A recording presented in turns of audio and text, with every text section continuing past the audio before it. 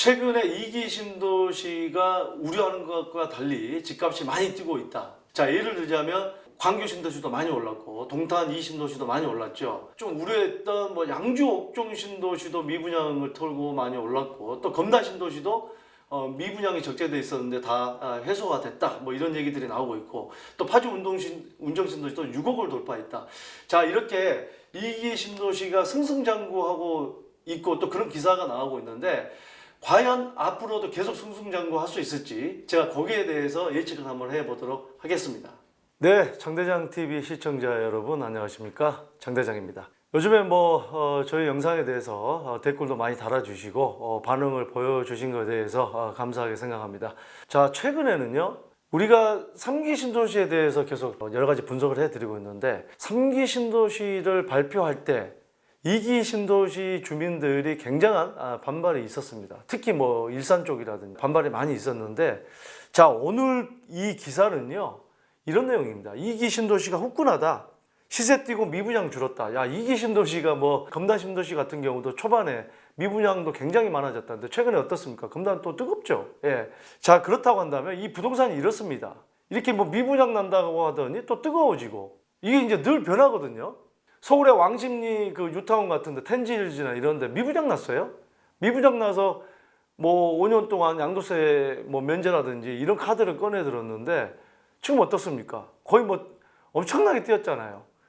송파 하비오 같은 경우도 마찬가지예요. 미분양 났었거든요. 서울 시내권도 미분양 났을 때, 경기가 하락할 때는 사람들이 안 산다는 얘기예요.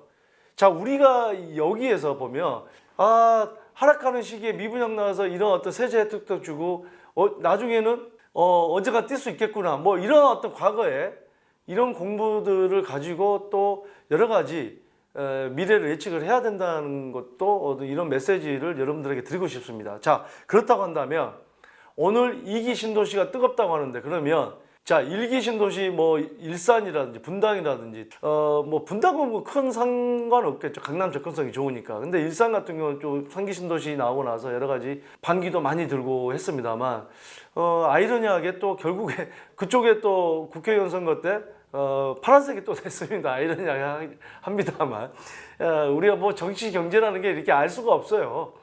자, 그런데 자, 그렇다고 한다면 2기 신도시가 계속 괜찮아질 것인지, 2기 신도시가 그야말로 안전할 것인지, 자, 여기에 대해서 살펴보도록 하겠습니다. 2기 신도시 많이 있죠.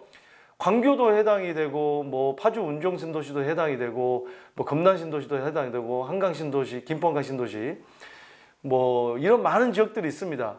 한번 이런 지역들이 안전할지, 또 어떤 내용들인지 한번 살펴보겠습니다. 자, 2기 신도시가 3기 신도시 발표 이후 계륵이 뭡니까? 닭의 갈비뼈, 미분양이 줄어드는 등 달아올랐다. 계륵이 될 거라는 것과 달리, 있어도 그만 없어도 그만, 그냥 그런 것과 달리 미분양이 줄어드는, 기자 왜 이렇게 어려운 단어를 써가지고 여기서 첫 판부터 우리 시청자분들을 갖다가 갑자기 또 계륵 찾아보고 난리가 게르륵 미분양 줄어드는 등 달아올랐다. 야, 이게 참, 2기 신도시 2003년 참여정부 노무현 정권 때 서울 집값 폭등 등을 막기 위해서 추진된 신도시도 총 12곳이다. 이게 집값이 폭등하면은 꼭 신도시를 만듭니다. 이게 어떻게 보면 좀 정치권에서 표로 따기 위한 일종의 하나라고 봐도 무방하겠죠. 사실상 우리가 여러 가지 큰 틀에서 볼 필요가 있는데, 자, 수도권 10개 지역, 김포 한강, 인천 검단, 화성 동탄 1, 2, 평택 고덕, 삼성전자가 들어와 있는 수원 광교, 성남 판교, 서울 송파 유래, 양주 오점, 파주 운정 등이고, 나머지 두 곳은 대전 도안과 천안 아산 등 충청권이다. 우리가 그냥 대충 봐도요, 서울 송파 유래, 이건 사실상 서울권이기 때문에, 판교, 여기는 누가 봐도 안전하다고 보겠죠. 집값이 떨어지거나, 판교 같은 경우 어떻습니까? 바로 판교 테크노밸리, 거기도 1, 2, 이제 3까지 발표가 됐는데, 수원 광교도 마찬가지입니다. 수원 광교는 경기도청이라든지 행정타운이 들어서기 때문에, 송파 유래는 사실상 서울권이고, 그 다음에 지금 위례 신사선이 이제 발표가 확정이 됐기 때문에 사실상 강남권 진입이 굉장히 좋기 때문에 우리가 그동안 베드타운이다 했는데, 자, 이론권은 그나마 이제 안정권이겠죠. 제가 말하는 안정권은 경기가 정상적으로 흘러간다고 볼 때죠. 경기가 완전히 하락할 때 어느 곳이도 안전한 곳은 없겠죠. 제가 말씀드린 것은 수요 공급입니다. 수요 공급 측면에서 볼 때 안정권이라는 거죠. 자, 나머지 부분은 이제 여러 가지를 봐야 되는데, 요 부분을 한번 살펴보도록 하겠습니다. 이기 신도시는 연이은 규제와 신종 코로나 바이러스 감염증 여파로 불확실성이 커진 상황에서도 꾸준한 상승세를 보이며 부동산을 이끌고 있다. 꾸준한 상승세.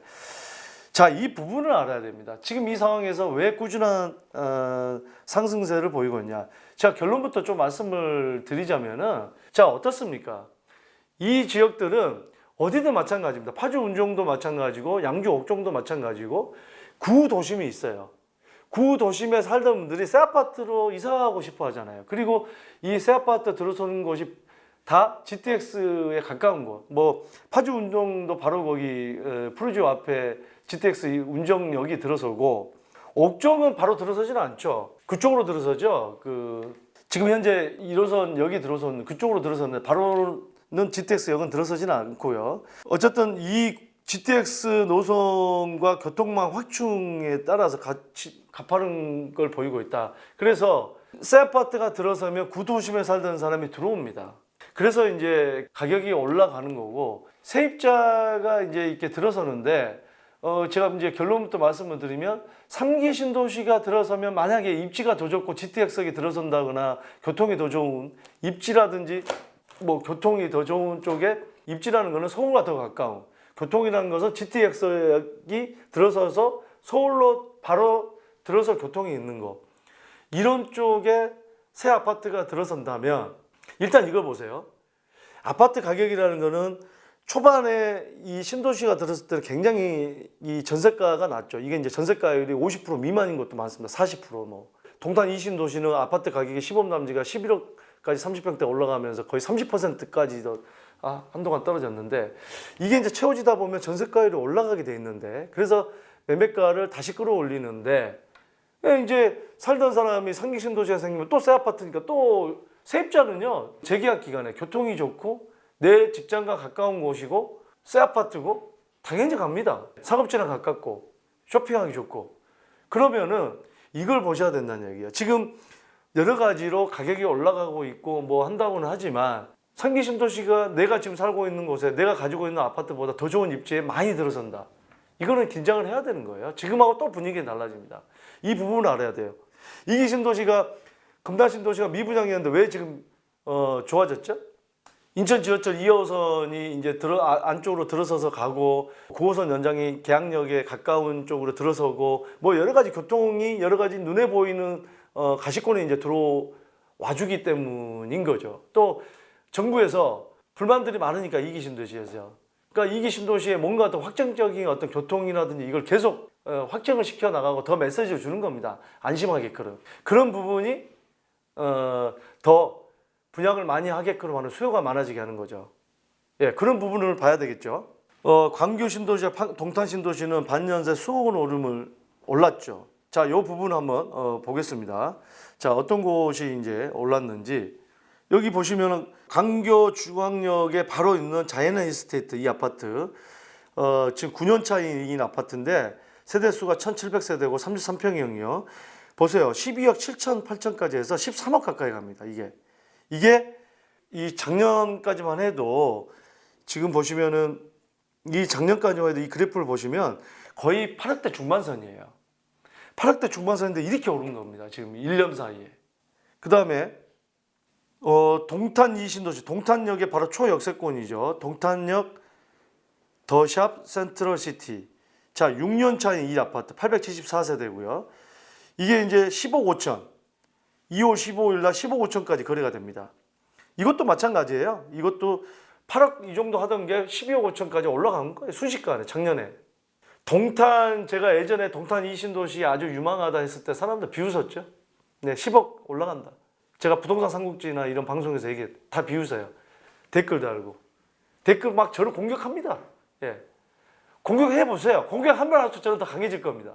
어쨌든 간에 저는 제가 객관적으로 제가 몰라서 미래를 100% 예측 확신을 못하겠지만 어떤 이익관계를 떠나서 객관적으로 저는 하여튼 하려고 노력하는 사람입니다. 예, 저 얘기 듣고 투자했던 분도 돈 많이 벌었어요. 제발 그런 분들 좀 유튜브 들어오셔서 여기 댓글 좀 달아주시면 좋겠어요. 돈 많이 버신 분들은 조용히 숨어 지냅니다. 좀 나와주세요 좀. 예.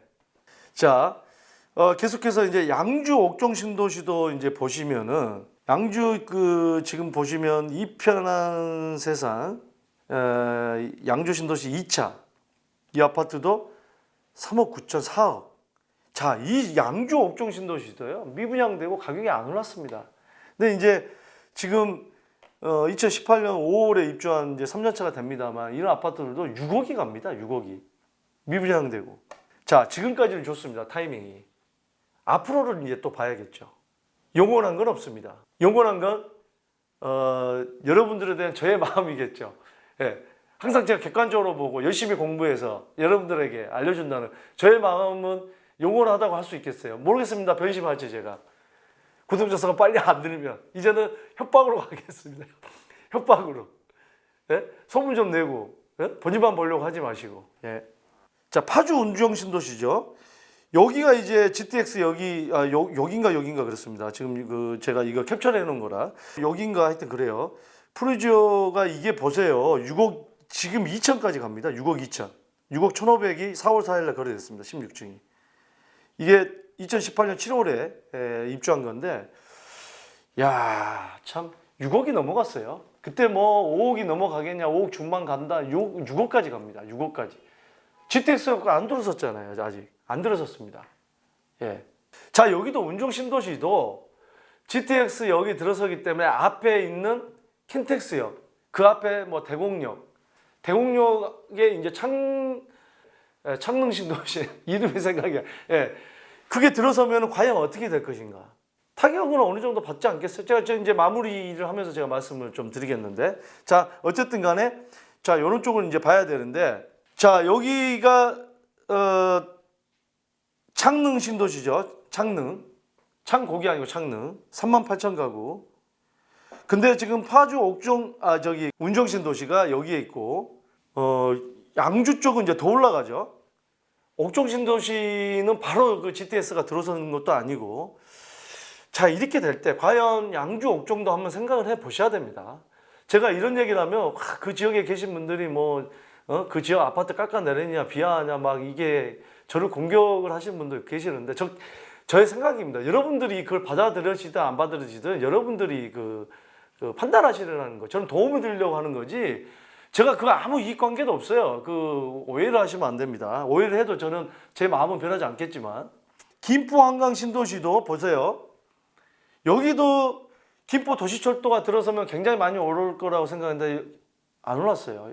이기 신도시 제일 안 오르는 지역 중에 하나예요. 그리고 여기는 이제 김포의 향산이라든지 그 앞쪽에 있는 김포 고촌이라든지 이게 내년까지 해서 올 3월부터 내년까지 해서 2만 가구가 입주를 합니다. 거기다가 검단이 더 앞에 있잖아요. 이 검단 신도시가 들어서는 데다가 한번 생각해 볼 필요가 있습니다. 한번. 예. 여기 계양지구 17,000 가구, 대전 2만 가구. 이거 가까워요, 서울에? 하지만 검단은 거의 뭐 9만 가구 정도 되고 대단지에다가 여러 가지 커뮤니티라든가 이게 있기 때문에 이 인천 계양이나 대장이 앞에 있어도 임대주택 빼고 한 절반 정도가 분양이 된다고 해도 큰 세대수가 아니기 때문에 검단은 나쁘지 않겠다는 생각이 들어요. 9호선도 바로 앞에는 아니지만 계양역 쪽에 들어서 가기 때문에 그런 부분을 아셔야 되는 거죠. 그 다음에 여기 이제 보시면은 판교나 이런 쪽은 뭐 일자리가 바로 앞에 들어서는데 크게 뭐 문제가 있겠습니까? 부천 뭐 중동 같은 경우도 뭐 부천이야 이제 오래된 아파트들이 많고 하기 때문에 이제 GTX역도 뭐 몇 군데 인천의 그 부평역이라든지 뭐 부천 종합운동장 이런 쪽에 들어서는 쪽에 새 아파트들은 괜찮겠고. 자, 남양주가 이게 66,000 가구가 들어서면은 그다음에 송파 유례, 하남 교산. 하남 교산도 이제 3호선이 만약에 지금 오금역 그쪽까지 와 있는 게 연장이 된다 하면 상당히 입지가 좋아집니다. 하지만 이제 이것도 봐야 돼요. 송파 유래가 또 강남권에 굉장히 가까워지기 때문에 나쁘진 않은 거고. 자, 동탄이 밑에 있는데 동탄도 보셔야 돼요. 그러니까 이제 제가 드리는 말씀은 이게 이제 공급이 많아진다 그러면은 그 단지 안에서도 양극화가 됩니다. 그 역에서 가깝고 뭐 백화점이라든지 쇼핑센터 가깝고 서울 접근성이 좋은 거, 좀 먼 지역은 또 가격 차가 이렇게 나는 거예요. 자, 그래서 오늘 지금 뭐 2기 신도시가 과연 안전한가에 대해서 말씀을 드렸는데, 자, 2기 신도시 안에서도 안전한 곳이 있을 것이고 좀 불안정한 곳이 분명히 있다. 지금은 2기 신도시가 굉장히 다들 많이 오르고 있지만 이 부분을 다시 한번 제가 좀 말씀을 드리겠습니다. 자, 오늘 제가 여러분들에게 드리는 메시지에 대해서 궁금하신 내용은 댓글을 달아주시고 또 거기에 대한 제가 추가 내용들을 계속해서 업그레이드 시켜드리도록 하겠습니다. 감사합니다.